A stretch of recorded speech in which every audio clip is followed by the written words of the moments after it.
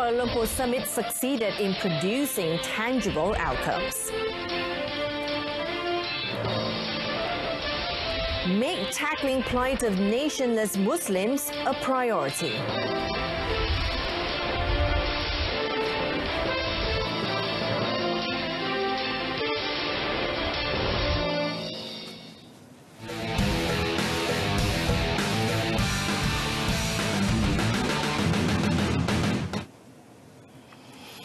Good afternoon, you're watching News on 2. I'm Jessica Lee. The Kuala Lumpur Summit 2019 has produced tangible outcomes in finding solutions and formulating programs that can assist and eventually save the Ummah from their current plight. In his closing remarks at the summit at Kuala Lumpur Convention Centre today, Prime Minister Tun Dr. Mahathir Mohamad believes that the small steps taken at the summit will be the beginning of a lengthy and fruitful journey for the rest of the Ummah. Tun Dr. Mahathir, who is also the summit chairman, said the summit witnessed 18 successful exchange of instruments in various fields, including advanced high technology, media collaboration, Centre of Excellence, food security and youth leadership and exchange programs. He also said that there are several more initiatives in the pipeline which are being worked out as a result from discussions during the summit. Was to come together, assess our strengths and weaknesses as well as our assets. Then we will use the strengths of one another to overcome the weaknesses we have. Simply put, if one of us have an expertise in a particular area, we offer it to another or all the other participating countries and establish a realistic collaboration. Internet governance.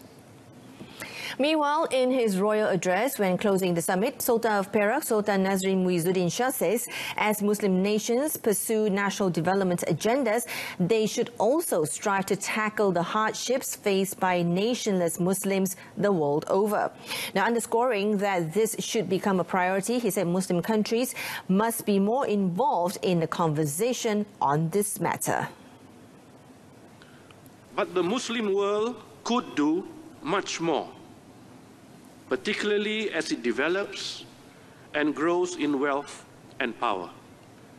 Many Muslim majority nations are more affluent now. Many more of us could therefore be working much harder to raise awareness, to contribute to the global dialogue, and to provide the financial and material support that humanitarian aid efforts so desperately need. We have a vital responsibility to our nationless Muslim brothers and sisters, and we must start to do better at reaching out and offering them homes and hope. In the spirit of global togetherness and shared responsibilities, the Sultan of Perak also announced that KL Summit will be rebranded as Perdana Dialogue in the future. He also believed that the name change reaffirmed the summit's commitment to the power of collaboration and conversations, while at the same time emphasized on the responsibility to ensure that the outcomes of these discussions are implemented without delay.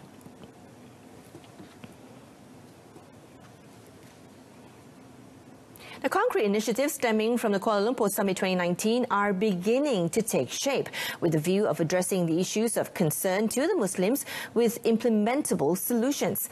Plans are being firmed up, among others, on the proposed creation of a communication centre to combat Islamophobia, which is expected to be established in Istanbul sometime in the middle of next year. The Memorandum of Understanding, or MOU, on the communication project on the fight against Islamophobia inked and exchanged between Malaysia and Turkey during the summit. According to the project's head of focal point for Malaysia team, Dato' Ainun Muhammad, details of the Memorandum of Agreement on this initiative will be worked out over the next few months and is expected to be signed in May next year. She noted that this project would not be limited to establishing a television channel to counter Islamophobia, as other means too will be used to send the message across.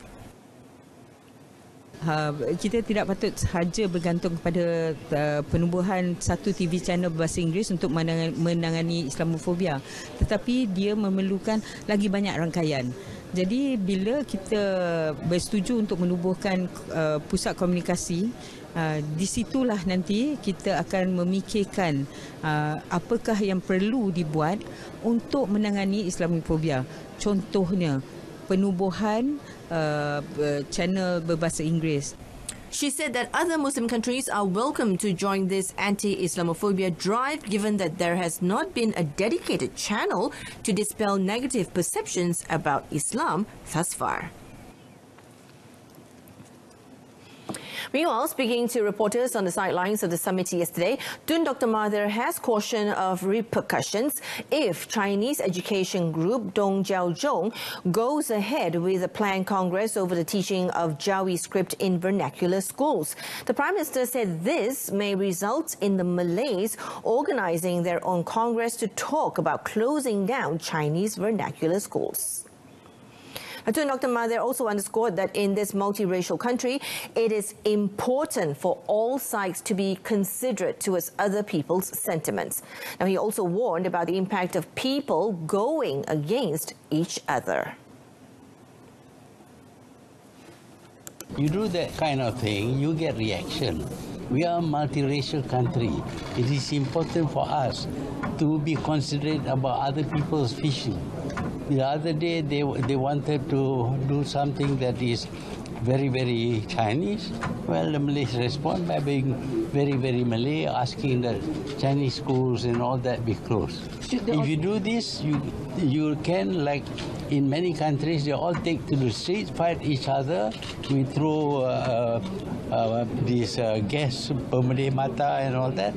If you want Malaysia to be like that, go ahead.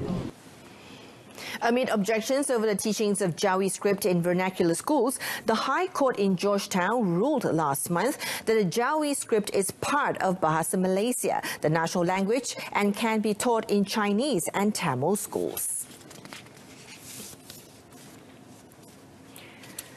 Minister of Economic Affairs Datuk Seri Muhammad Azmin Ali has defended Permodalan Nasional Berhad or PNB, which has been criticised after announcing the lowest Amanah Saham Bumiputera or ASB dividend payout since it was launched in 1990.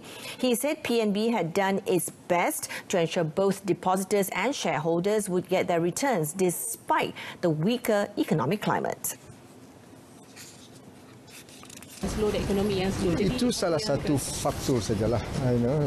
I think selain daripada global market and also the issue of governance, what happened in the past, the new management of PNB again has tried their level best to ensure that governance and accountability are the pillars in the new team of PNB.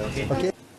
Speaking to reporters on the sidelines of Kuala Lumpur Summit 2019, Datuk Seri Muhammad Azmin said the government would ensure that PNB is governed strictly with integrity and accountability.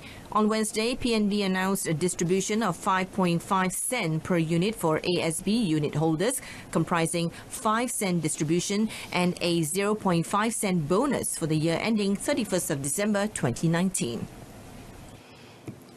Six-time Malaysia Super League champions Johor Darul Takzim or JDT have completed the signing of former Kedah player Liridon Krasniki, making him the latest addition to the club. Now, the announcement was made by JDT coach Benjamin Mora at a press conference held in Iskandar Puteri. Mora said the Kosovo-born football player would be registered as a local player by next month after the documentation process is completed.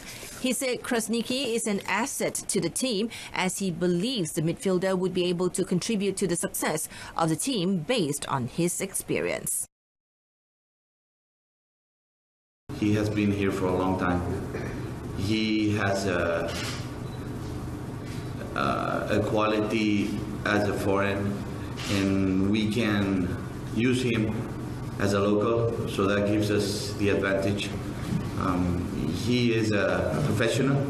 He has been successful in the teams he has been into, and I think with better players on his side, he will be a better player. Meanwhile, the 27-year-old player expressed his joy for becoming part of the famous club. What makes me join GDT? I think it's simple and it's easy to answer. GDT is, I guess, one of the best clubs in Southeast Asia, and a great club with big ambitions and with a big project. So who don't want to be a part of this club?